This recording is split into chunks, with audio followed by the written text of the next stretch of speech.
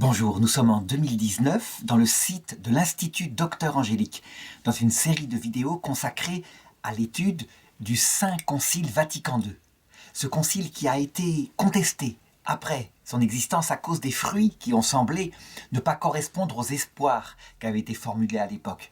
Ce concile qui est un concile qui définit la foi, que certains ont dit être purement pastoral, parce que c'était l'intention du pape Jean XXIII.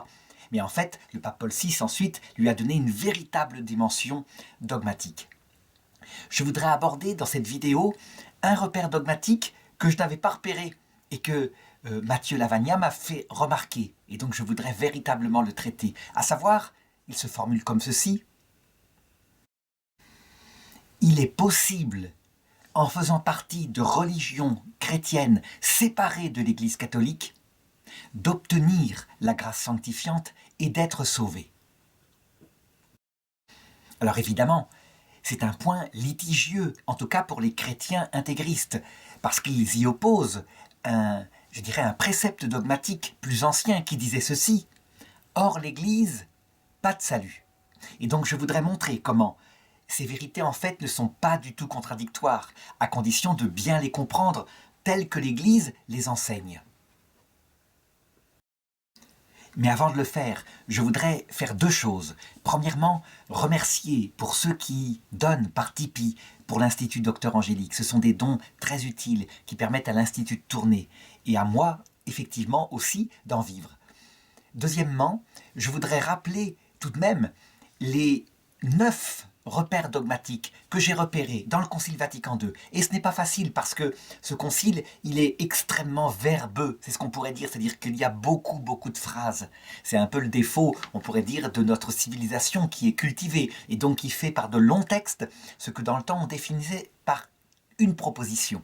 Et donc, je voudrais les rappeler afin qu'il y ait, une sorte de synthèse.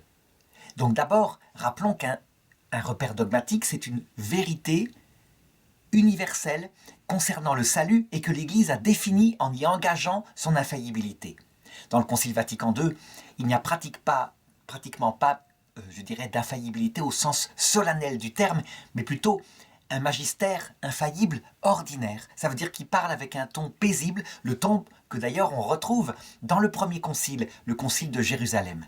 Et donc avec ce ton paisible, voilà en gros ce que le concile définit et ce qui va faire évidemment avancer de manière extraordinaire la foi, la compréhension de la foi de l'Église. Premièrement, l'homme est un être libre. Dieu l'a créé comme une personne et donc c'est un être libre. On pourra dire, mais ce n'est pas un repère dogmatique, c'est une évidence philosophique. Oui, c'est ce qu'on appelle un préambule de la foi. Ça veut dire qu'en fait, cette évidence philosophique, il est bon, parce que quelquefois certains la nient, de la rappeler. Et donc, l'homme est une personne et son destin éternel sera lié à sa liberté. Les autres repères dogmatiques concernent par contre tous exclusivement la doctrine du salut, ça veut dire la doctrine enseignée par Jésus-Christ. Et la première chose, je dirais presque la plus importante, elle consiste en ceci: la finalité de l'Eucharistie n'est pas la seule gloire de Dieu au sens Dieu au-dessus de tout et exclusivement. La finalité de l'Eucharistie, c'est l'alliance d'amour entre Dieu, présent dans l'Eucharistie, et notre âme. C'est donc une finalité d'amour. Ça paraît complètement, pas important. En fait, c'est essentiel, parce que ça fait sortir un petit peu de la pensée janséniste du XVIIIe, XIXe siècle, où Soli Gloria Dei, seule la gloire de Dieu, faisait oublier que Dieu est venu établir une alliance avec la charité, vertu théologale. C'est évidemment un dogme qui va changer la pratique. On le voit un petit peu dans la liturgie, et qui va faire que certains d'ailleurs, par contre-pied, vont exalter l'homme au lieu d'exalter Dieu et l'amour réciproque entre Dieu et les fidèles. Troisième repère dogmatique, l'ordre des évêques est un ordre indépendant, différent de l'ordre des prêtres. Saint Thomas d'Aquin disait l'inverse parce qu'il pensait justement que le but du sacerdoce, exclusivement, c'était de donner au peuple ce qui est essentiel, la présence réelle de Dieu par l'Eucharistie. l'Église dit non. Le but du sacerdoce est justement de faire grandir cette alliance de charité. Et donc évidemment, ça consiste fondamentalement à donner le Christ par l'Eucharistie. Mais il y a l'autre terme de l'alliance, faire grandir dans les fidèles la connaissance de Dieu et l'amour de Dieu. Eh bien, l'épiscopat, la fonction de l'épiscope, qui est le sacerdoce parfait, a ces deux fonctions qu'il délègue au prêtre. Et le prêtre, lui, on peut dire qu'il se centre premièrement sur l'Eucharistie. Il y a donc du nouveau dans l'épiscopat, une sorte, un ministère ordonné qui est ordonné justement au perfectionnement du peuple de Dieu. On le voit, tout cela est cohérent, tout cela est logique, et tout cela n'est absolument pas contradictoire avec la foi définie dans les conciles précédents, même si ça entre en contradiction avec une certaine pensée de saint Thomas d'Aquin vers la fin de sa vie, alors qu'il n'avait pas pu rectifier les traités dans le supplément. Autre repère dogmatique qui nous fait sortir de saint Thomas d'Aquin, mais pour adhérer davantage à saint Augustin, parce que, encore une fois, saint Thomas d'Aquin n'a pas pu terminer sa somme de théologie. Quelle est la finalité du mariage? Eh bien voilà ce que dit le Saint Concile.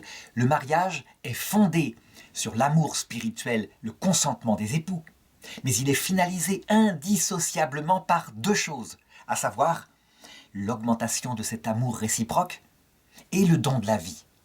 C'est inséparable. C'est véritablement important puisque chez saint Thomas d'Aquin, on se rappelle, la finalité du mariage était le don de la vie et puis le remède à la concupiscence, ce qui évidemment ne va pas.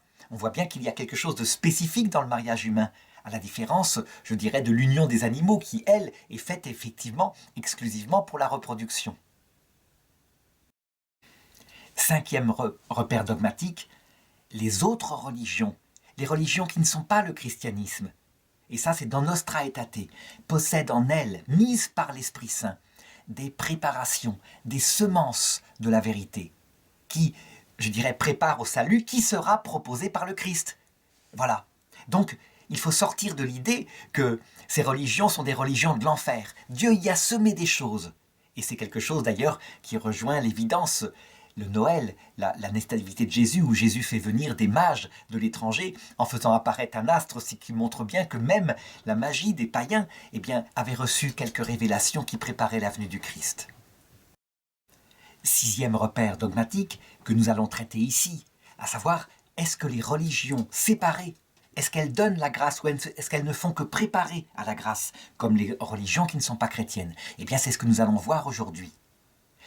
Septième repère dogmatique, ça c'est le seul repère dogmatique qui a véritablement un ton solennel. Le magistère solennel de l'Église s'est exprimé alors que les pères ne voulaient pas. Ils ne voulaient pas, mais manifestement, c'était tellement important que ça leur a échappé. C'est un dogme qui se trouve dans Gaudium et Spes 22.5, une constitution pastorale, et pourtant, ça porte sur une doctrine universelle du salut. Nous devons tenir que Dieu, par un moyen connu de lui, propose son salut à tout homme, sans exception. Ce qui d'ailleurs a des conséquences, ce qui fait disparaître l'hypothèse de saint Augustin sur les limbes éternelles des enfants. Ça veut dire le fait qu'ils seraient séparés de Dieu éternellement parce qu'ils n'ont pas eu la proposition du salut. C'est impossible, il faut donc trouver autre chose. Ce dogme-là, que j'ai résumé en une phrase, oblige à repenser complètement l'eschatologie. Se demander exactement, à la lumière de tous les autres repères dogmatiques du passé, qu'est-ce qui se passe à l'heure de la mort? Comment est-ce que Dieu propose son salut? Explicitement, pour des gens, par exemple, qui n'en ont jamais entendu parler, parce qu'il faut que ça se fasse, manifestement. C'est aussi un repère dogmatique qui établit, cette fois définitivement, le caractère catholique de ce que le Christ a prêché. Il est venu pour sauver tous les hommes, et pas seulement les juifs ou les chrétiens, il est venu sauver tous les hommes.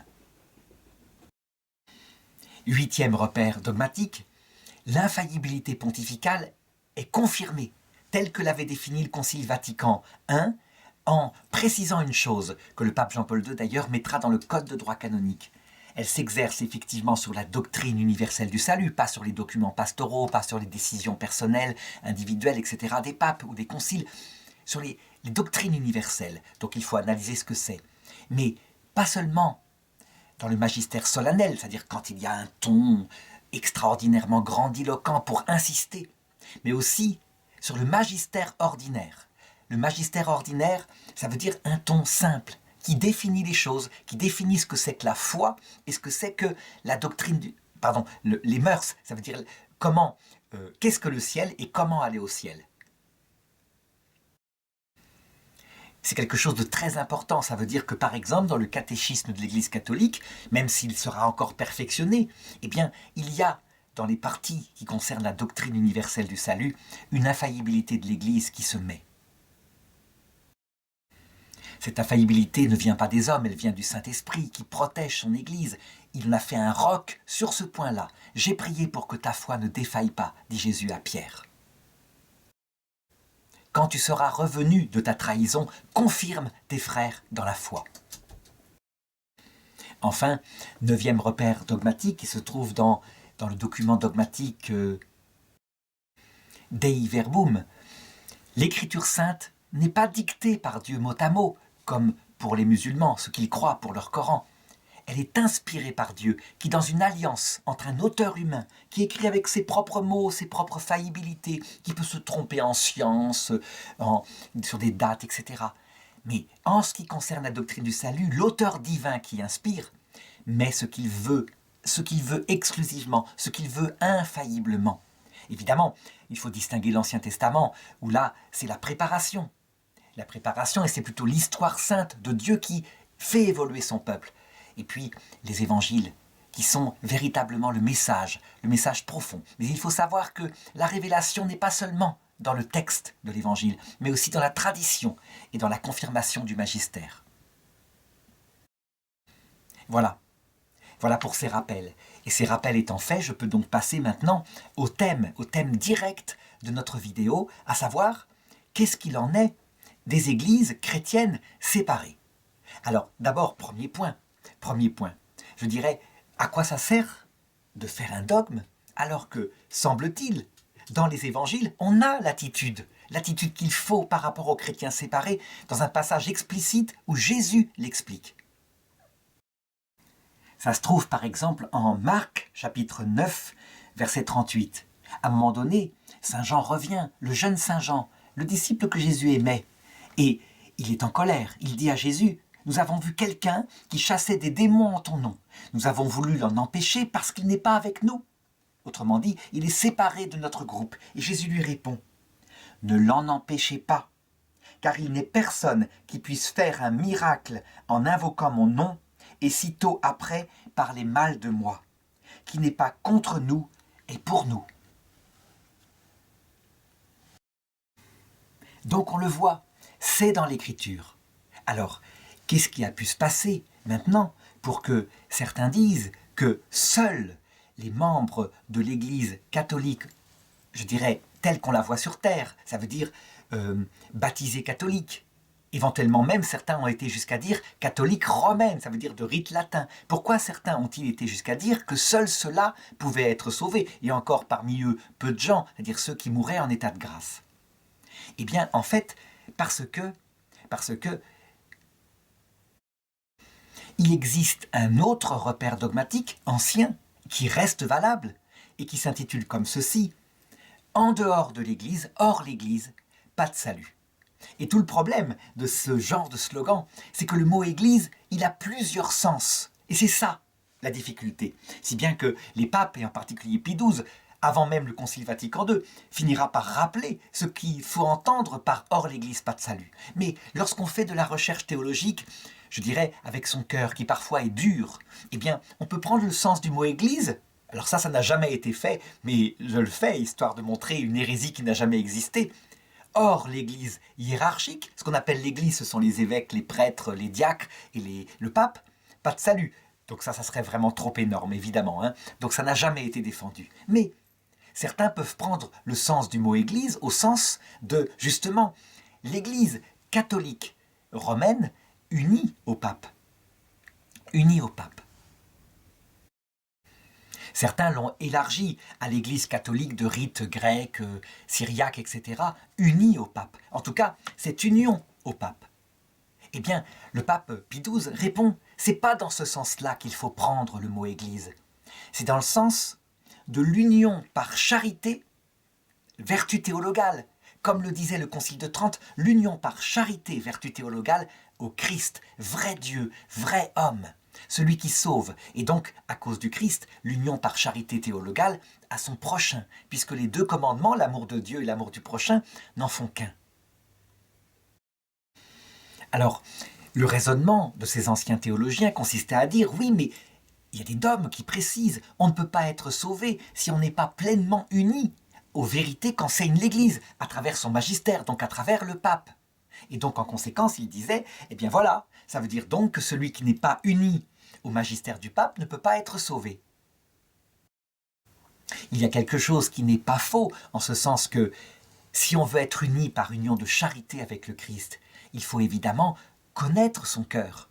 Et son cœur, c'est le cœur de Dieu, fait homme, avec tout cet amour, toute cette humilité. Et donc, ce qu'a défini l'Église avec des repères dogmatiques, c'était pour mieux le connaître, en ayant des repères précis.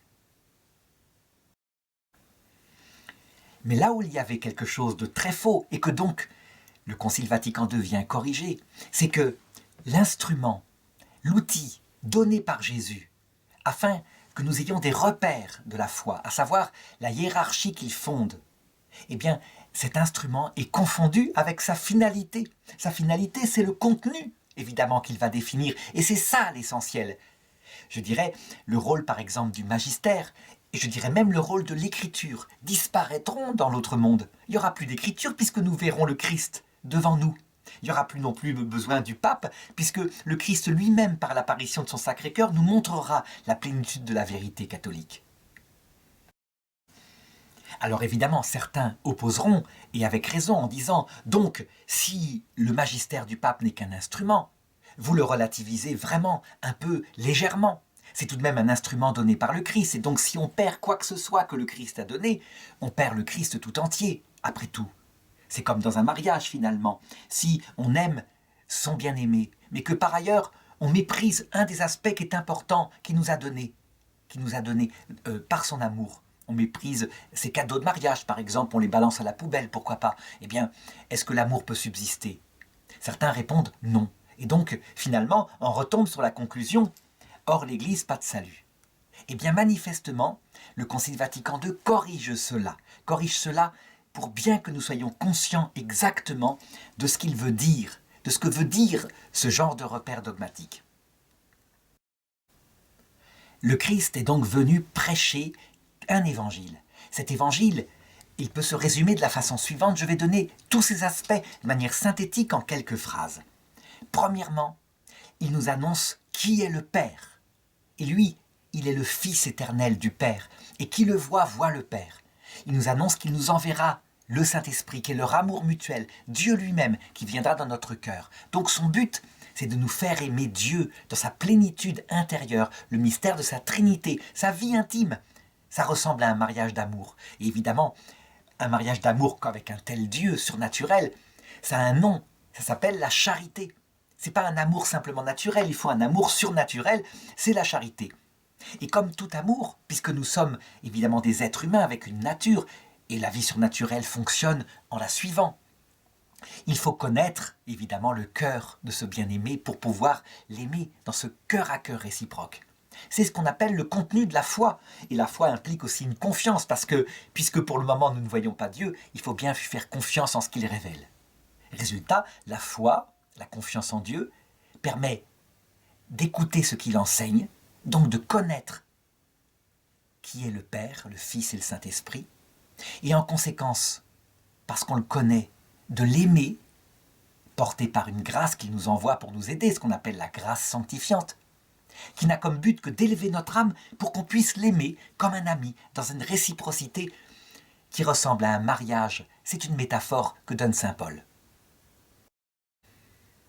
Et ce Père, ce Fils, ce Saint-Esprit, nous indique qu'ils ont créé d'autres êtres, des anges, mais aussi des personnes humaines, et peut-être d'autres choses, ça, la foi ne l'indique pas, mais que ce sont ses enfants chéris. Et il le montre, puisque en se faisant homme, il meurt pour tous ses enfants. Ceux qui le connaissent maintenant, ceux qui le connaîtront plus tard, ceux qui ne le connaissent pas encore. Donc son but, c'est de sauver tous les hommes, de les amener à ce salut. La conséquence, c'est que ces êtres humains sont nos frères. Et donc, par cette même charité qui nous fait aimer, Dieu dans sa Trinité, nous devons aimer nos frères. Et même ceux qui, pour le moment, sont nos ennemis et qui sont appelés un jour à se repentir et à devenir nos amis pour l'éternité. Sauf évidemment ceux qui refuseront librement, pour toujours, blasphème contre l'Esprit Saint. Ça, ceux-là, eh bien, ils se sépareront de Dieu et de leur prochain pour l'éternité. Volontairement. C'est un acte libre que le péché contre l'Esprit Saint. Donc, premier secret, révélé par Jésus-Christ, cet amour de charité. Mais il y a un deuxième secret qui est révélé et qui doit compléter. C'est jusqu'où va cet amour de charité. Cet amour qu'il a pour nous va jusqu'à, lorsque nous nous abaissons devant lui, lorsque nous l'aimons de tout notre cœur, va jusqu'à nous élever au-dessus de lui. Ça paraît bizarre, mais il le dit textuellement. Vous ferez des œuvres plus grandes parce que je vais vers le Père. C'est un secret ultime. C'est l'intériorité de Dieu, qui est un Dieu dans sa Trinité est si humble, où chaque personne met l'autre en avant, au-dessus d'elle-même, que lorsque ses petits-enfants arrivent et s'abaissent devant lui, il les couronne rois et reines de son cœur et leur donne des missions extraordinaires. Voilà pourquoi, non seulement nous vénérons la Vierge Marie, reine des anges, reine du cœur de Dieu, mais aussi les saints qui ont cette même royauté et que nous sommes appelés à cette royauté, à condition évidemment de nous faire tout petits. Ce n'est pas quelque chose à revendiquer. Ce deuxième mystère, cette humilité de Dieu qu'on appelle la kénose, qui est révélée par le fait que Jésus-Christ s'est incarné, a comme conséquence de montrer à quel point au ciel, nous serons nous aussi tout amour et toute kénose, mettant les autres en avant. Mais ça nous permet de comprendre aussi les conséquences, à savoir ce qu'on pourrait appeler la communion des saints. Non seulement nous pouvons prier et nous aider les uns les autres sur terre, concrètement, par des actes efficaces, mais lorsque nous serons au ciel, et ceux qui sont au ciel actuellement nous aident concrètement, et nous pouvons donc les prier. Dieu, seul Rédempteur, seul Dieu, seul qui mérite l'adoration, la première chose qu'il fait, c'est de nous donner des pères, des frères, des sœurs, une famille multiple, immense, qui dès maintenant est au ciel. Voilà la plénitude du message chrétien qui s'achève évidemment dans la certitude que si nous y croyons et si nous l'aimons, nous obtiendrons la vision béatifique, c'est-à-dire nous verrons face à face ce Dieu absolument merveilleux en compagnie de nos frères. Cette plénitude du message, nous pouvons croire, nous catholiques, qu'il a été gardé vraiment dans son contenu par l'Église catholique à cause d'un charisme que Jésus-Christ a promis à ceux sur qui il a fondé son Église, donc Pierre, un charisme pour qu'il ne défaille pas dans cet enseignement, et même qu'il l'approfondisse, qu'il le retrouve, parce qu'il est entièrement présent dans la révélation. Charisme qui vient évidemment de Jésus-Christ. Et ce charisme-là est un moyen utile, puisque pour le moment, nous devons cheminer sur terre et nous ne voyons pas encore Dieu face à face. Alors évidemment, dans cette plénitude qui nous est donnée dans l'Église catholique, et je ne dis pas l'Église catholique romaine, je dis l'Église catholique unie au pape, à la Vierge Marie, au Christ, donc aux trois blancheurs. Dans cette plénitude, évidemment, rien ne manque, si ce n'est la réalisation, donc l'apparition du Christ glorieux à l'heure de la mort, et puis la vision béatifique. C'est-à-dire lorsque nous verrons non plus seulement son humanité sainte et glorieuse, mais sa divinité face à face avec le Père et le Saint-Esprit. Or, cette Église, pas de salut, pourrait-on dire. Alors, qu'est-ce qu'il en est des Églises séparées ? Eh bien, il faut distinguer maintenant, parce qu'il y a plusieurs niveaux de séparation qu'il faut véritablement analyser. Il y a des degrés de séparation plus ou moins profonds, qui laissent tous tomber, effectivement, une petite partie des instruments, ou parfois même de la finalité donnée par Jésus-Christ, mais plus c'est léger, plus la proximité est là, et plus c'est profond, plus il y a éloignement. Alors, prenons l'Église séparée la plus proche, et malheureusement, quelquefois, la plus maltraitée, je pense. En tout cas, pas maltraitée par les papes, qui ont tout fait pour essayer de la ramener à l'unité, mais maltraitée par certains évêques occidentaux, par certains fidèles. C'est le schisme de Monseigneur Lefebvre, Qu'est-ce qu'il a refusé, Monseigneur Lefebvre?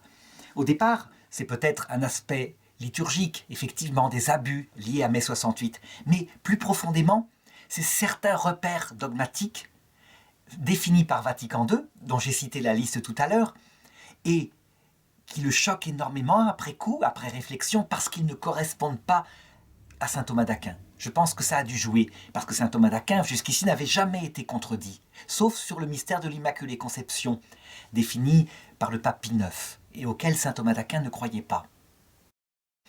Donc, sur quel point s'est-il séparé de cette unité plénière de l'Église? Pas sur le fait que le pape est infaillible, il le garde. C'est sur le point suivant, précis,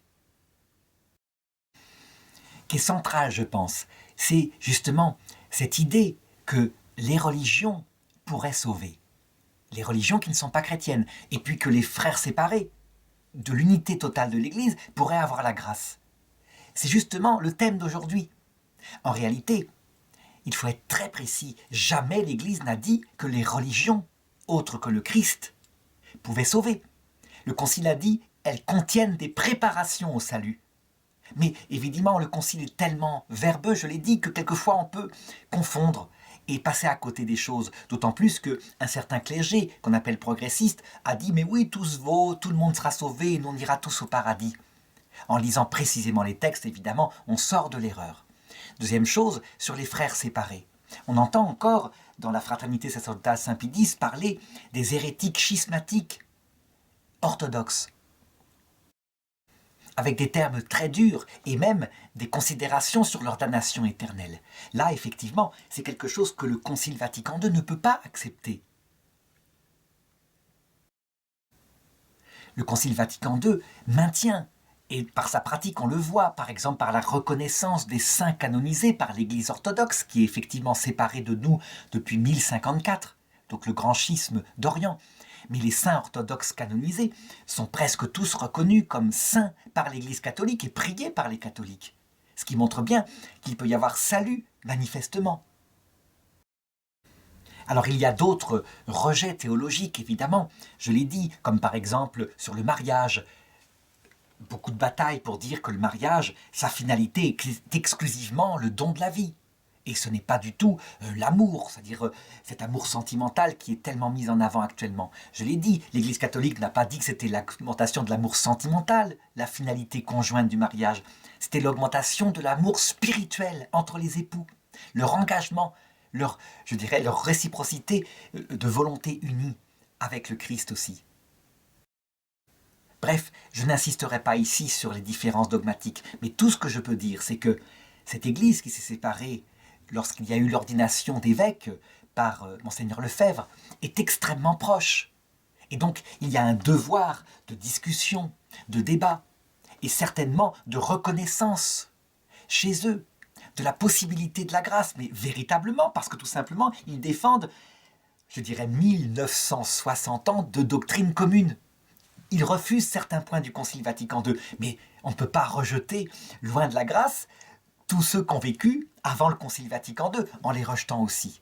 Ça, l'Église en est parfaitement consciente. Alors évidemment, il y a eu chez eux un certain décantage. Ça veut dire que quelquefois, ceux qui avaient le sens de cette charité ont quitté, ont rejoint l'Église catholique. Et parfois, certaines personnes très dures sont restées, qui ont durci les positions, qui ont adhéré parfois à un certain jansénisme du XIXe siècle, avec des auteurs toujours les mêmes, Monseigneur de Lassus, etc. Mais attention, il faut le reconnaître, lorsque chez eux des éléments extrêmement durs, qu'on appelle sédévacantistes, qui se durcissent encore plus, et bien quand ils existent, ils les rejettent. Ils pensent véritablement que le pape est le vrai pape, même si pour le moment, il est aveuglé dans sa mission. En tout cas, ce qui est certain, c'est que nous, catholiques, nous devons appliquer ce que dit le Concile Vatican II et admirer le travail de la grâce chez eux, de la défense par exemple de l'ancienne liturgie avec sa beauté, qui est tout de même un critère très important que le pape Benoît XVI a reconnu, parce qu'il y a eu des erreurs pastorales après le Concile Vatican II.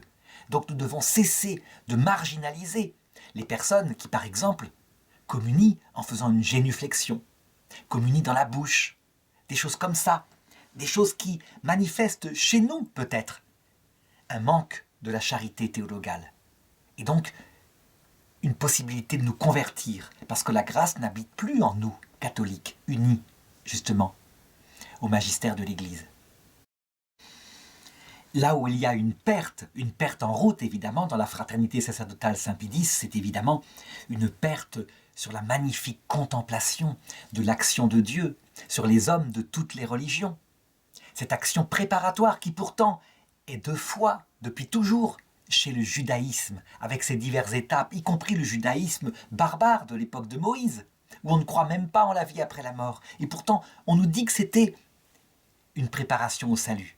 Et bien maintenant, quand on est catholique uni au Concile Vatican II, on va commencer à chercher ces mêmes semences de l'Esprit Saint dans les autres religions qui ne sont pas le judaïsme. Et par exemple, chez les mages qui sont venus lors de la naissance de Jésus et qui avaient reçu les prophéties d'un certain sorcier appelé Balaam, fils de Balak, dans la Bible, qui, alors qu'il devait maudire dans le livre de la Genèse le peuple d'Israël, fut forcé par Dieu de le bénir et d'annoncer « Je vois, je ne vois pas pour maintenant, je le vois pour plus tard, un Messie, un sauveur, un roi qui naîtra du peuple d'Israël.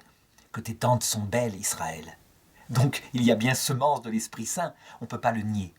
Voilà, perte en ligne, certainement, plénitude de ce que l'Esprit Saint a fait découvrir à l'Église qui est un peu perdue sur ce point-là, mais évidemment, ils ont gardé le reste, on ne peut pas le nier. L'autre perte en ligne, c'est justement la méconnaissance de ce dogme. Dieu propose son salut à tout homme. Gaudium et Spes 22.5. Ce qui fait que l'eschatologie à la fraternité sacerdotale Saint-Pédis, c'est celle de saint Thomas d'Aquin, où presque tout le monde va en enfer.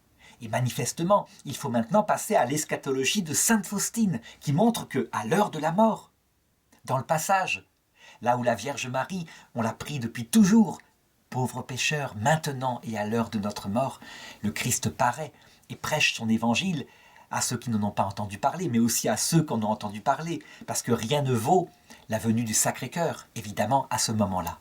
Ça change beaucoup de choses. Et donc on voit comme le Concile Vatican II est un pas immense dans la connaissance du Christ. Alors certains diront, mais donc il affirme que saint Thomas d'Aquin est dans l'erreur sur certains points. Ben oui, ça peut arriver. Les docteurs de l'Église ne sont pas le magistère infaillible. Et les docteurs de l'Église se mettent à l'école du magistère infaillible, évidemment.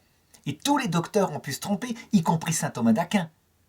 Le problème d'ailleurs n'est pas là-dessus. Le problème, c'est de toujours mettre à sa juste place un docteur de l'Église, fût-il le plus grand, et le charisme donné par l'Esprit Saint sur son magistère infaillible.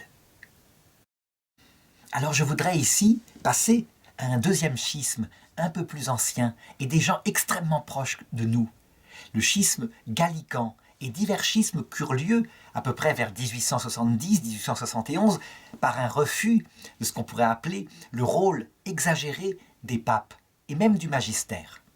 Il y a des gallicans en France, ce sont des gens qui évidemment sont coupés du rôle particulier défini sur les papes, mais qui en même temps, quand on va chez eux, on s'aperçoit de l'extrême proximité, à part le fait que leurs prêtres sont mariés. Mais ça, c'est une décision pastorale qu'ont pris leurs évêques, et ce sont des vrais évêques qu'ils ont. Mais quand on regarde leur façon de célébrer, comme par exemple à la paroisse Saint-Rita à Paris, qui a été détruite récemment, on se dit, il y a certainement là un travail œcuménique à faire, un travail de respect et de rapprochement.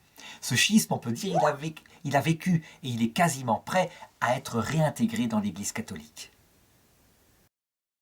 Alors je voudrais passer beaucoup plus de temps, évidemment, parce qu'il y a eu après à chaque concile un schisme qui s'est produit, mais tout de même, le vrai schisme qui dure et qui blesse l'unité de l'Église, c'est le schisme avec nos pères dans la foi, nos pères, P-E, accent grave, R-E-S, dans la foi, à savoir l'Église orthodoxe. Pourquoi je dis ça ? Parce que la fille aînée de l'Église, d'où nous sont venus les 7 premiers conciles œcuméniques, donc tout le travail théologique de définition de la Trinité, de la divinité du Christ, du rôle des images, etc. C'est l'Église d'Orient. Saint Athanase, c'est un évêque d'Alexandrie. Donc nous, Église latine, unie au pape, donc un des patriarcats à l'époque, avec le charisme d'infaillibilité, nous avons perdu, à un moment donné, l'union avec une partie de nous-mêmes qui ont défini pendant 1000 ans avec nous la foi catholique. Alors évidemment, les orthodoxes, donc l'Église d'Orient, qui est consciente de ce rôle historique qu'elle a eu, fille aînée de l'Église au sens le plus réel du terme, se disent c'est eux les latins, c'est eux les catholiques qui ont schismé avec nous. Et ils ne sont plus dans l'unité. Donc ils ont perdu en ce qui concerne la foi. Je dirais, non, ce n'est pas ça. Nous, en tout cas catholiques, nous ne pouvons pas dire ça. Parce que le charisme, manifestement, il n'a pas été donné aux patriarches d'Orient, de Constantinople, de Damas, de Jérusalem, d'Alexandrie, mais à Pierre. Pierre, véritablement. Et ce charisme-là, qui n'est pas dépendant de la sainteté de Pierre, manifestement a été donné à ses successeurs. Certes, les premiers conciles se sont faits sans la présence du pape, mais avec la bénédiction du pape, qui était toujours là. Et on peut constater qu'au cours de l'histoire, effectivement, le seul siège où il n'y a pas eu d'hérésie, c'est le siège de Pierre. Qu'est-ce qu'ont perdu les orthodoxes, en fait? Eh bien, tous les dogmes définis après 1054 par l'Église catholique, puisque le magistère a continué de subsister avec son charisme dans l'Église catholique. Des choses très importantes qui nous aident énormément. Certains disent, mais les dogmes, c'est juste des phrases. Non, c'est des phrases qui nous permettent de connaître le cœur du Père. Et donc, il y a des choses extraordinaires qui ont été définies, comme par exemple, le salut se fait par la charité, Concile de Trente. Ça, c'est tout de même essentiel. Bien sûr que les orthodoxes y croient aussi, mais chez eux, ça n'a pas été dogmatiquement défini avec la solennité de l'Église, même si c'est dans l'Écriture. Donc la proximité est très forte. Et je dirais, lorsqu'on regarde les orthodoxes, certains d'entre eux semblent entretenir les différences et nous traiter, nous, d'hérétiques, afin d'exister. Par exemple, au mont Athos, certains moines disent « Regardez, même le dogme de la transsubstantiation est une hérésie ». En réalité, chez la plupart des orthodoxes, ce n'est pas considéré comme une hérésie chez eux, mais plutôt comme quelque chose qui a été indûment défini par une église séparée. Voilà. Mais ça paraît effectivement la vérité. Ils croient comme nous en la présence réelle. Ils ont comme nous la communion des saints, la Vierge Marie. L'essentiel du message que j'avais défini tout à l'heure est gardé dans l'orthodoxie. Il y a très peu de pertes en ligne concernant la finalité. Il y a simplement une perte en ligne concernant les moyens, le moyen particulier, donc ce canal de la révélation qui est l'aide du magistère de Pierre. Du coup, eh bien, si on regarde le texte du Concile Vatican II qui dit que chez des chrétiens séparés, la grâce sanctifiante peut exister, que d'autre part, bien sûr qu'ils peuvent être sauvés, c'est manifeste dans l'orthodoxie. La grâce sanctifiante, on la voit briller de manière lumineuse partout chez leurs saints, avec une même sainteté fondée sur la charité, vertu théologale. Est-ce que l'unité se fera un jour avec l'orthodoxie? Peut-être pas. Peut-être qu'elle ne se fera qu'au moment du retour du Christ, là où il n'y aura plus qu'un seul troupeau, un seul berger.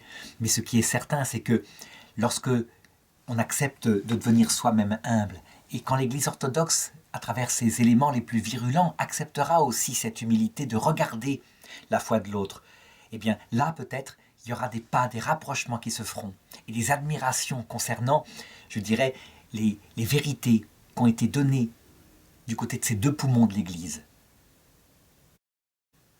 et qui sont fondamentalement les mêmes.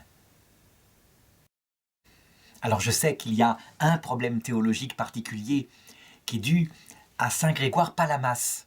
À savoir, il y a une thèse théologique qui existe chez lui comme quoi la Trinité vient en nous à travers des énergies non créées, d'accord, et qui ne sont pas Dieu. Donc chez nous, ça pose un problème, parce que ce qui est incréé, ce qui est éternel, est forcément Dieu. Et pour nous, ce Dieu, c'est la présence de l'Esprit Saint dans notre cœur, avec le Père et le Saint-Esprit. Quant à la grâce qui est en nous, c'est une grâce créée qui permet de surélever notre âme et de nous attirer vers Dieu. Et cette grâce, elle est créée dans notre âme pour nous unir à l'incréé qui est Dieu lui-même. C'est un petit problème théologique qui permettrait un débat scolastique, une disputatio, mais qui certainement pas ne peut pas fonder, je dirais, le fait que chacun traite l'autre d'hérétique. Voilà, je voudrais passer maintenant au regard sur les milliers d'églises protestantes qui sont nées de la réforme de Martin Luther au XVIe siècle. Là, pour le coup, je crois qu'il y a eu des pertes en ligne concernant pas seulement des moyens, comme je l'ai vu pour l'orthodoxie, mais concernant directement quand même la finalité. Une partie en tout cas de la finalité. En effet, la théologie centrale de cette réforme consiste à dire que l'homme a été définitivement détruit par le péché originel et que donc sa relation à Dieu ne saurait être, comme je l'ai dit tout à l'heure, une relation d'épouse qui collabore au travail de Dieu et qui même, parce qu'elle s'est abaissée, cette épouse est élevée par Dieu au-dessus de l'épouse. Il lui donne, par un principe de subsidiarité, tous ses pouvoirs pour que nous puissions aider nos frères à marcher vers le salut. Pour les protestants, non. C'est enlever de l'honneur à Dieu. Et le seul sauveur, c'est Jésus-Christ. Nous, abîmés et, je dirais, fondamentalement détruits par le péché originel, nous pouvons que recevoir, avec plein de reconnaissance, comme des enfants qui aiment leur Père, cette grâce qu'il nous applique. Et lui, comme un ascenseur, il nous mène vers le ciel, où, éternellement, nous serons admiratifs devant ce salut qu'il a réalisé. Alors, première chose qu'il faut regarder, il y a bien dans cette relation d'enfant handicapé à un Dieu aimant, quelque chose qui s'appelle la charité chez les protestants. Véritablement, un enfant aime Dieu comme son père, mais il l'aime. À la différence de l'islam, où l'amour pour Dieu est l'amour d'un humble serviteur qui jamais n'aura l'audace de s'élever à une forme d'amour d'amitié avec ce Dieu puissant et grand dont on ne peut que se prosterner devant. Donc, les musulmans, eux, refusent ce qui caractérise la grâce sanctifiante, à savoir une relation cœur à cœur, sauf peut-être certains soufis. Mais chez les protestants, il y a bien le message évangélique. Donc, avec le Concile Vatican II, nous devons affirmer qu'il y a possibilité chez les protestants de vivre de la grâce sanctifiante, puisqu'elle est nécessaire pour aimer Dieu comme cela, dès cette terre. Et pourtant, en même temps, et c'est ce que dit le Concile Vatican II, il y a des choses, il y a des lacunes, il y a des manques, que nous, catholiques, en tout cas, nous affirmons. À savoir que la relation plus profonde qui va naître après cette relation de petit enfant que décrit sainte Thérèse de l'Enfant Jésus, d'ailleurs dans sa petite voix, la relation encore plus profonde d'épouse, d'amie intime de Dieu. Eh bien, les protestants pensent que ce n'est pas possible à cause de cette destruction de la grâce, et que cette collaboration qu'a l'épouse, qu'elle élève les enfants pour son mari, qui les fait grandir dans la grâce, donc le rôle unique de la Vierge Marie que le Christ nous donne à la croix comme mère, c'est une mauvaise interprétation pour eux.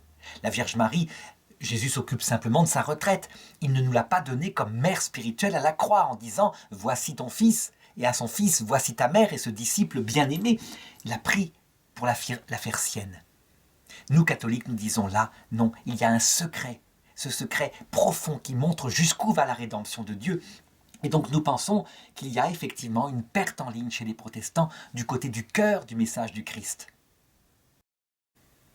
La communion des saints avec les saints du ciel, qui nous aident activement maintenant, même avant la résurrection, qui viennent véritablement, avec nos anges gardiens, appliquer la grâce du Christ que lui leur délègue d'appliquer sur nous. Ils n'y croient pas. Et pourtant Jésus le disait, celui qui quittera son père, sa mère, ses frères, ses sœurs, pour moi, obtiendra dès cette terre au centuple, en père, mère, frère, sœur, et des persécutions, et dans l'autre monde, la vie éternelle. Ces pères, mères, frères, sœurs, ce sont les saints et les anges, et la Vierge Marie comme mère spirituelle, bien évidemment. Eh bien ça, l'orthodoxie l'a gardé, toutes les églises apostoliques l'ont gardé, et les églises protestantes, beaucoup d'entre elles en tout cas, l'ont perdu. Il y a donc ici une perte en ligne essentielle, qui fait que, évidemment, les protestants n'entreront pas au ciel sans devenir catholiques dans le sens profond que j'indique, ça veut dire sans comprendre que l'amour de Dieu et l'amour du prochain forment un seul commandement et qu'au ciel, c'est une famille qui va nous accueillir. le Christ accompagné des saints et des anges, avec leur rôle actif de prêtre, de médiateur, un royaume de prêtres, véritablement qu'il a créé. Mais ça se fera à l'heure de la mort. Encore une fois, c'est le Concile Vatican II qui semble apporter l'approche. Ça se fera parce que la plénitude de l'Évangile leur sera donnée au moment de la mort par la Vierge Marie elle-même dans son apparition. Je sais que habituellement, on a tendance à regarder chez les protestants d'autres pertes en ligne qui sont en fait moins importantes que celles-là. À savoir, par exemple, le fait qu'ils ne croient plus dans le sacerdoce ministériel, dans la présence réelle, objective de Jésus dans l'Eucharistie. Le fait que, des tas de pertes comme ça, mais qui portent davantage sur des moyens, de même le rejet du magistère, évidemment, du pape. Ça, c'est en commun avec les orthodoxes. Mais ce sont tout de même des moyens. Je veux dire par là que l'Eucharistie, le rôle du pape, le sacerdoce ministériel disparaîtront dans l'autre monde. Quand nous serons face au Christ, tout cela sera remplacé par quelque chose de direct, de précis. Nous le verrons face à face. Et donc, voilà. De même, les prêtres, selon le sacerdoce ministériel, ne l'exerceront plus, mais ils exerceront leur sacerdoce royal, lié à la charité qu'ils auront dans l'autre monde. Donc on le voit, ces pertes-là, qui nous ont marqué beaucoup pendant des siècles, sont moins importantes que la perte en ligne portant sur la finalité du message du Christ et qui vient abîmer tout de même la plénitude de la relation au prochain, la communion des saints, et tout de même un petit peu aussi la plénitude de la relation possible au Christ comme époux, dont nous sommes l'épouse efficace, active, par cette charité, vertu théologale. Alors évidemment, il y a certains protestants plus durs qui ont tiré les conséquences de la théologie de Luther en disant « seule la foi sauve, seule la foi, la charité, je dirais, on fait ce qu'on peut. Si tu crois, si tu as fait du Christ ton sauveur, quel que soit ton péché, tu seras sauvé », disent certains évangéliques assez durs, contestés par d'autres protestants, bien évidemment. Quand certains protestants disent que seule la foi sauve et qu'ils mettent de manière relative la charité, quitte à, par exemple, pourquoi pas s'enrichir, ils commettent une faute, une erreur sans doute théologique et une faute morale, bien sûr, parce que le message évangélique ne dit pas cela, ne fait pas de la richesse matérielle une preuve de la sainteté, mais de la richesse intérieure par la grâce, bien sûr. On pourrait donc étudier chaque type de protestantisme, et pour établir ce que dans sa doctrine il a gardé, des secrets essentiels qui permettent en lui à la grâce sanctifiante d'exister. On pourrait par exemple se pencher sur un type de protestantisme qui est issu du protestantisme, à savoir l'écriture seule est la source de la vérité et on l'interprète avec son propre magistère, sa propre médiation. Et sorti de là, par exemple, l'Église des témoins de Jéhovah, qui certes lisent l'Évangile, mais qui refusent que le Christ soit Dieu fait homme. Ils en font un ange supérieur qui s'est fait homme pour révéler qui est Dieu. Et d'autre part, ils pensent que seuls les témoins de Jéhovah seront ressuscités, tandis que tous les autres seront anéantis parce que, comme l'âme, c'est le sang matériel, le sang biologique, eh bien, lorsque nous sommes morts, nous sommes vraiment dans le néant. Et Dieu nous ressuscite à la fin en ressuscitant notre sang. Alors évidemment, là, puisque ce n'est pas Dieu qui est mort sur la croix, mais un prophète finalement, il y a une perte en ligne encore plus grande. Mais tout de même, les témoins de Jéhovah ont quand même le texte des évangiles, beaucoup plus fort que les musulmans. Et donc, chez certains témoins de Jéhovah, il y a véritablement cet amour pour Dieu, cette vie spirituelle qui peut exister. Je pense que nous devons avoir avec eux un travail œcuménique, c'est-à-dire les considérer tout de même comme des disciples du Christ, puisque Jésus lui-même, à un moment donné, il y a des gens, enfin plutôt Saint Paul, il y a des gens qui viennent vers Saint Paul ou Saint Pierre et qui ne savent pas qu'il y a le baptême de Jésus. Et pourtant, ils prêchent Jésus-Christ. Nous devons avoir cette capacité de les regarder selon l'ordre de Jésus que j'ai lu tout à l'heure. Ne les empêchez pas. Personne ne peut faire un miracle en mon nom et parler de mal de moi après. Ça veut dire qu'ils ont un zèle apostolique, ils essayent véritablement d'entraîner vers le salut à travers leurs idées qui sont un peu parfois bizarres, parfois un peu sectaire, dans le sens que seuls les témoins de Jéhovah, pour le coup, sont sauvés. Mais nous devons les regarder avec humilité, puisque à un moment donné, nous, dans l'histoire de l'Église, certains de nos plus grands théologiens ont pu enseigner la même chose, à savoir que seuls les catholiques romains, ou au moins les catholiques unis au pape de Rome, pouvaient être sauvés, et tous les autres iraient certainement en enfer. Donc si nous les avons enseigné ça à un moment donné de notre histoire, avant que l'Esprit Saint ne nous donne le Concile Vatican II et la pleine lumière sur ce point-là, eh bien, nous devons donc regarder avec humilité ceux qui ont encore cette erreur théologique dans leur cœur et dans leur intelligence. Par contre, et je conclurai par là, il est clair que lorsqu'on connaît en plénitude le message de l'Évangile tel que l'Église l'a de plus en plus profondément compris à travers la révélation unique donnée par Jésus-Christ, nous comprenons que nous devons, évidemment, avec joie, sans forcer, annoncer cet Évangile plénier à nos frères chrétiens, en débattant par exemple, qu'il faut cesser de croire que le respect par rapport à autrui consisterait à ne jamais parler de nos propres convictions, bien au contraire.